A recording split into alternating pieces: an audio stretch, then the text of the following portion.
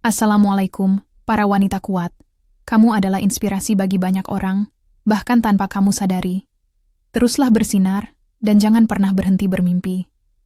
Jangan lupa subscribe channel ini, dan berikan like, agar kita bisa terus berbagi cerita inspiratif lainnya. Aku, Lina, seorang desainer muda berusia 28 tahun, menjalani kehidupan yang penuh warna dan semangat. Setiap pagi, aku bangun dengan antusias untuk memulai hari di studio desain tempat aku bekerja. Aku mencintai pekerjaanku, menggambar pola, memadukan warna, dan menghidupkan ide-ide kreatif menjadi sesuatu yang nyata. Dunia fashion adalah panggilan jiwaku, dan aku merasa sangat beruntung bisa menekuni karier di bidang ini. Namun, hidupku tidak hanya tentang pekerjaan. Di sisi lain, aku juga memiliki kehidupan rumah tangga yang bahagia bersama suamiku, Arif. Kami telah menikah selama 5 tahun, dan meski kami belum dikaruniai anak, hubungan kami tetap harmonis. Arif adalah pria yang penyayang, pengertian, dan selalu mendukung karierku. Ia sering berkata bahwa aku adalah wanita terhebat yang pernah ia kenal, dan itu membuatku merasa sangat dicintai. Namun belakangan ini, ada sesuatu yang mulai menggangguku. Sikap Arif terhadapku tampak berubah. Ia lebih sering diam, jarang bercanda seperti biasanya. Dan terkadang ia tampak gelisah saat membicarakan masa depan. Aku mencoba bertanya padanya, tapi ia selalu mengalihkan pembicaraan atau berkata bahwa semuanya baik-baik saja. "Ada apa, Rif?" Tanyaku suatu malam saat kami sedang duduk di ruang tamu. "Kamu terlihat seperti ada beban besar akhir-akhir ini." Arif tersenyum tipis, lalu menggelengkan kepala. "Tidak ada apa-apa, Lin. Aku hanya sedikit lelah karena pekerjaan." Aku mencoba percaya pada kata-katanya, tapi firasat buruk mulai menyelimuti hatiku. Aku tahu ada sesuatu yang disembunyikannya, tapi aku tidak tahu apa. Beberapa hari kemudian, aku menjalani pemeriksaan medis rutin atas saran dokter keluarga. Aku tidak merasa ada masalah serius, jadi aku tidak terlalu khawatir. Namun, hasil pemeriksaan itu menghancurkan dunia kecil yang kubangun selama ini. Dokter memberitahuku bahwa aku mandul. Kemungkinan besar, aku tidak akan bisa memiliki anak. Hatiku langsung terasa seperti ditusuk ribuan jarum. Aku mencoba menahan air mata di depan dokter, tapi begitu aku keluar dari klinik, aku menangis terseduh-seduh di dalam mobil. Selama beberapa hari, aku merasa seperti kehilangan arah. Anak bukanlah segalanya dalam hidupku. Tapi aku tahu bahwa bagi banyak orang, termasuk keluarga Arif, anak adalah bagian penting dari pernikahan. Aku takut jika Arif mengetahui hal ini, ia akan meninggalkanku. Tapi aku juga tidak bisa menyembunyikan selamanya. Akhirnya aku memutuskan untuk memberitahunya. Suatu malam, setelah makan malam, aku mengajaknya duduk di ruang tamu. "Rif, aku harus memberitahumu sesuatu," kataku pelan, suaraku gemetar. Arif menatapku dengan ekspresi khawatir. "Ada apa, Lin?" Aku menarik napas panjang, lalu berkata, Aku baru saja menjalani pemeriksaan medis. Hasilnya, aku mandul. Aku tidak akan bisa punya anak." Wajah Arif langsung berubah. Matanya melebar. Dan ia terdiam cukup lama. "Apa maksudmu? Apakah ini pasti?" Tanyanya dengan nada terkejut. Aku mengangguk, mencoba menahan air mata. "Ya, Arif, ini hasilnya." Arif tidak berkata apa-apa lagi malam itu. Ia hanya duduk diam, menundukkan kepala. Sementara aku menangis dalam pelukannya. Aku tahu bahwa ini akan mengubah segalanya, tapi aku berharap ia akan tetap bersamaku, menerima keadaanku apa adanya. Beberapa minggu setelah aku memberitahu Arif tentang kondisiku, suasana di rumah mulai berubah. Awalnya, ia tampak mencoba bersikap biasa, seperti tidak ada yang terjadi. Namun, lama-lama aku menyadari bahwa sikapnya semakin dingin dan jauh. Ia lebih sering pulang larut malam dengan alasan pekerjaan, dan jarang bicara denganku seperti dulu. Aku mencoba bertanya padanya apakah ada masalah, tapi ia selalu menghindar atau menjawab dengan singkat. "Aku hanya sedang banyak pikiran, Lin." Katanya suatu malam saat aku menanyakan alasan kenapa ia terlihat murung akhir-akhir ini. Namun, firasat buruk mulai menguat dalam hatiku. Aku merasa ada sesuatu yang disembunyikan dariku. Sesuatu yang lebih besar dari sekadar kekhawatiran tentang masa depan kami. Akhirnya, pada suatu malam, Arif meminta untuk bicara serius denganku. "Lina, aku harus memberitahumu sesuatu," katanya. Pelan, wajahnya tampak muram. Ia duduk di hadapanku, tapi matanya tidak bisa menatapku langsung. Aku menatapnya dengan cemas. "Ada apa, Rif? Apa yang terjadi?"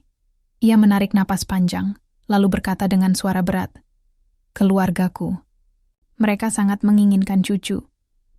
Mereka sudah menekanku sejak lama untuk memiliki anak. Hatiku langsung terasa seperti dijatuhkan ke jurang tanpa dasar. Aku tahu percakapan ini akan membawa kabar buruk, tapi aku tetap mendengarkannya dengan harapan tipis bahwa ia akan tetap setia padaku. Mereka ingin aku menikah lagi," lanjutnya. Suaranya semakin pelan. "Aku tidak bisa menolak mereka, Lin. Ini demi kebaikan kita semua." Tubuhku langsung membeku. Kata-kata itu seperti sebuah pisau yang menusuk hatiku, hingga tak tersisa. Air mata mulai mengalir deras di pipiku, tapi aku mencoba menahan emosi agar tidak meledak di tempat. "Jadi kamu akan memaduku?" tanyaku dengan suara gemetar, berusaha memastikan bahwa aku tidak salah dengar. Arif hanya menunduk, tidak mampu menatap mataku. "Ini bukan tentangmu, Lin. Kamu tetap istriku. Tapi aku juga harus memikirkan keluarga. Aku tidak punya pilihan lain." Aku tertawa getir, campuran antara kemarahan dan kekecewaan. "Jadi, aku hanya barang yang bisa kau pertahankan karena kasihan? Bagaimana bisa kau melakukan ini padaku, Rif? Selama ini aku berusaha menjadi istri yang baik, mendukungmu, mencintaimu, tapi ternyata aku tidak cukup baik untukmu." Arif mencoba meraih tanganku, tapi aku menepisnya dengan kasar. "Jangan sentuh aku," bentakku, air mataku semakin deras. "Kamu tidak pernah benar-benar mencintaiku, kan? Kalau iya, kamu tidak akan memilih keluargamu daripada aku." Arif hanya diam, wajahnya penuh rasa bersalah. Ia tidak mencoba membela diri, tapi ekspresinya sudah cukup untuk membuatku semakin hancur. Hatiku dipenuhi oleh rasa marah, sakit, dan penghinaan. Aku merasa seperti telah dibuang begitu saja, karena aku tidak bisa memberikan apa yang mereka inginkan. Malam itu, aku tidak bisa tidur. Aku duduk di tepi tempat tidur, memandangi langit gelap di luar jendela, sambil memikirkan segala sesuatu yang telah terjadi. Aku sadar bahwa aku tidak bisa tinggal dalam hubungan yang penuh dengan penghinaan dan ketidakadilan ini. Aku harus pergi, untuk harga diriku sendiri. Setelah semalaman merenung, aku memutuskan bahwa aku tidak bisa tinggal lebih lama lagi dalam rumah yang kini terasa seperti penjara bagiku. Aku tidak bisa hidup sebagai seseorang yang direndahkan dan dianggap tidak cukup baik hanya karena aku tidak bisa memberikan anak kepada keluarga Arif. Harga diriku terlalu berharga untuk dikorbankan demi memenuhi ekspektasi mereka. Pagi itu, aku mulai mengemas barang-barang pribadiku ke dalam beberapa koper kecil. Aku memilih barang-barang yang benar-benar penting, pakaian, dokumen-dokumen penting, dan beberapa sketsa desain yang telah kubuat selama ini. Setiap barang yang kumasukkan ke dalam koper adalah simbol dari kehidupan yang ingin kutinggalkan. Barang-barang lainnya, perhiasan, souvenir pernikahan, atau hadiah-hadiah dari Arif, kutinggalkan begitu saja. Aku tidak butuh apapun darinya lagi. Arif pulang ke rumah pada sore hari, tampak lelah setelah seharian bekerja. Saat ia melihat koper-koperku yang sudah siap di ruang tamu, matanya melebar. "Apa yang sedang kamu lakukan, Lin?" tanyanya dengan nada panik. "Aku akan pergi," jawabku dingin, tanpa menatapnya. "Aku tidak bisa tinggal di sini lagi." Arif langsung mendekatiku, wajahnya dipenuhi rasa bersalah. "Tidak, Lin.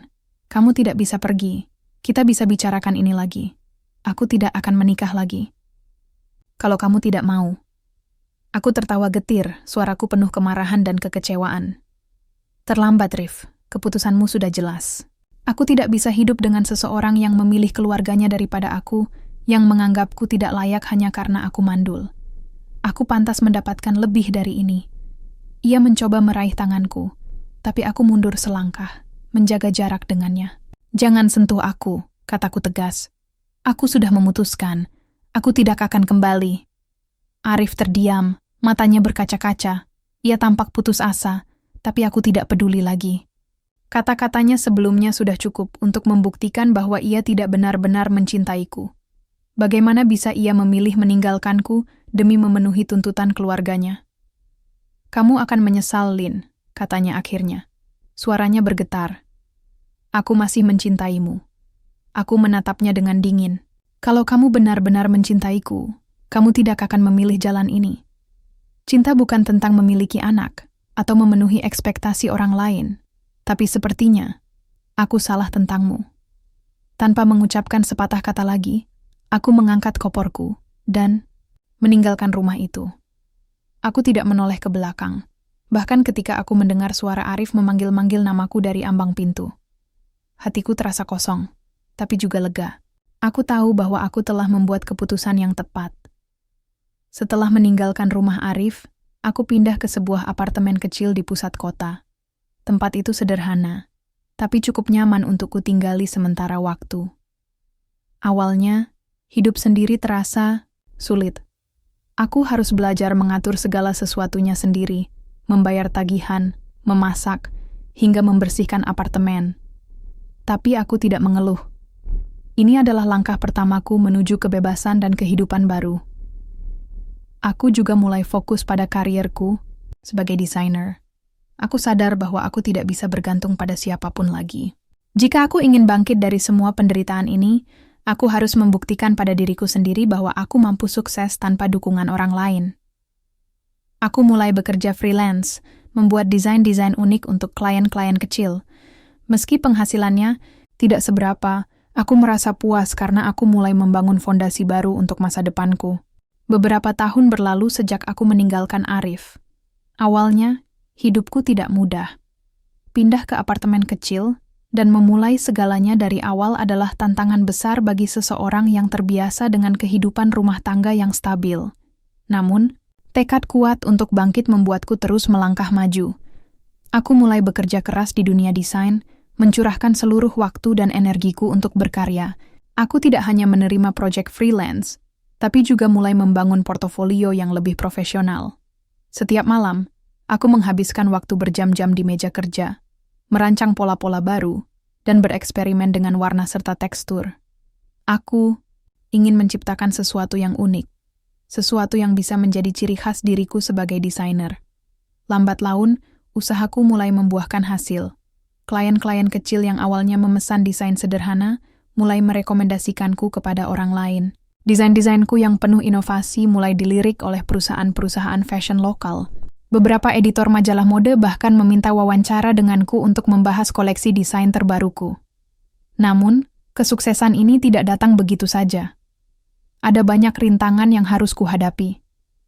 Ada saat-saat ketika aku merasa lelah, frustrasi, bahkan hampir menyerah. Tapi setiap kali aku merasa ingin menyerah, aku selalu ingat kata-kata yang sering kuucapkan pada diriku sendiri. Kamu pantas mendapatkan lebih dari ini. Kata-kata itu menjadi penyemangatku untuk terus maju. Suatu hari, salah satu koleksi desainku dipamerkan di acara fashion show lokal. Awalnya, aku merasa gugup, karena ini adalah pertama kalinya aku memamerkan karya-karyaku di depan publik. Namun, ketika model-model mulai melenggang di catwalk dengan busana rancanganku, aku merasa bangga atas apa yang telah kulakukan. Para penonton memberikan tepuk tangan meriah, dan beberapa agen fashion langsung mendekatiku untuk menawarkan kerjasama. Setelah acara itu, nama brandku mulai dikenal luas. Aku mendapatkan kontrak dengan beberapa toko fashion ternama, dan koleksi rancanganku mulai dijual di berbagai kota besar. Media sosial juga menjadi alat yang sangat membantu dalam mempromosikan karyaku. Dalam waktu singkat, akun Instagramku dipenuhi oleh pengikut yang mengagumi desain-desainku. Tidak hanya itu, aku juga mulai mendapatkan pengakuan internasional. Salah satu koleksiku dipamerkan di sebuah acara fashion bergengsi di luar negeri, dan aku diundang untuk berbicara tentang perjalanan karierku sebagai desainer mandiri. Saat aku berdiri di atas panggung, menceritakan bagaimana aku bangkit dari patah hati dan memilih untuk fokus pada impianku, aku merasa seperti telah menemukan tujuan hidup yang sebenarnya. Di tengah kesibukanku, aku juga mulai menikmati hidup sebagai wanita mandiri. Aku memiliki teman-teman baru, para desainer, fotografer, dan seniman lainnya yang berbagi minat yang sama denganku. Mereka tidak hanya menjadi rekan kerja, tapi juga keluarga baru yang selalu mendukungku. Aku juga mulai menjalin hubungan yang sehat dengan beberapa pria, meski aku belum siap untuk komitmen serius lagi. Bagiku, saat ini adalah tentang menemukan kebahagiaan dalam diriku sendiri. Beberapa tahun setelah aku memutuskan untuk meninggalkan Arif, hidupku telah berubah drastis. Aku bukan lagi wanita yang merasa hampa dan terhina karena keputusan orang lain. Aku kini adalah seorang desainer ternama dengan brandku sendiri yang dikenal di seluruh dunia. Aku telah membuktikan bahwa kebahagiaan tidak datang dari validasi orang lain, tapi dari apa yang kita lakukan untuk diri kita sendiri. Suatu pagi, saat aku sedang menikmati secangkir kopi di balkon apartemen mewah baruku, ponselku berbunyi. Ada sebuah pesan masuk dari salah satu media internasional yang ingin mewawancaraiku untuk artikel mereka tentang wanita inspiratif yang mengubah patah hati menjadi kesuksesan. Aku tersenyum tipis saat membaca judul itu. Rasanya aneh, tapi juga membanggakan bahwa perjalanan hidupku yang penuh lika-liku bisa menjadi inspirasi bagi orang lain. Beberapa hari kemudian, aku menghadiri acara wawancara tersebut. Saat pewarta bertanya bagaimana aku bisa bangkit dari masa-masa sulit dalam hidupku, aku menjawab dengan tegas. Aku belajar bahwa kebahagiaan tidak bergantung pada orang lain. Itu datang dari dalam diri kita sendiri. Ketika aku memutuskan untuk pergi dari hubungan yang menyakitkan, aku tidak hanya memilih kebebasan, tapi juga memilih untuk mencintai diriku sendiri. Setelah wawancara selesai, aku duduk di kursi di belakang panggung, merenung tentang perjalanan hidupku. Aku ingat betapa hancurnya aku saat pertama kali meninggalkan Arif. Aku ingat malam-malam tanpa tidur, ketika aku merasa seperti kehilangan segalanya. Tapi aku juga ingat bagaimana aku bangkit perlahan-lahan, melalui setiap rintangan dengan tekad yang kuat. Sekarang, aku bisa melihat bahwa semua itu adalah bagian dari proses yang membawa aku ke titik ini. Titik di mana aku merasa puas dan bahagia dengan diriku sendiri. Di tengah kesibukanku, aku juga mendengar kabar tentang Arif. Teman lamaku memberitahuku bahwa ia telah menikah lagi dan memiliki anak. Kabar itu tidak lagi membuatku marah atau sedih. Aku hanya merasa lega karena aku telah memilih jalan hidupku sendiri, tanpa bergantung pada siapapun. Aku tahu bahwa kebahagiaan Arif ada pada pilihannya, dan kebahagiaanku ada pada pilihanku. Suatu hari, aku memutuskan untuk mengunjungi ibuku. Kami duduk di ruang tamu rumahnya, sambil minum teh dan berbincang tentang banyak hal.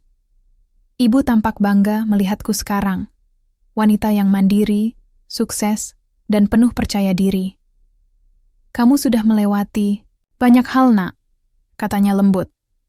"Ibu sangat bangga padamu." Aku tersenyum, lalu memeluknya erat. "Terima kasih, Bu. Tanpa dukunganmu, mungkin aku tidak akan bisa sampai di sini." Akhir cerita. Malam itu, aku duduk di depan cermin di kamarku, memandangi wajahku sendiri. Aku melihat seorang wanita yang telah melalui banyak hal, penderitaan, kekecewaan, dan perjuangan. Tapi aku juga melihat seorang wanita yang kuat, mandiri, dan penuh cinta pada dirinya sendiri. Aku tersenyum tipis, merasa puas dengan kehidupanku sekarang. Aku tidak lagi merasa hampa atau kehilangan arah. Aku telah menemukan kebahagiaan yang sebenarnya, sebagai seorang wanita yang mandiri, sukses, dan penuh cinta pada diri sendiri. Sekarang, aku siap menjalani babak baru dalam hidupku, dengan keyakinan bahwa masa depan akan selalu cerah bagi mereka yang berani bermimpi dan berjuang.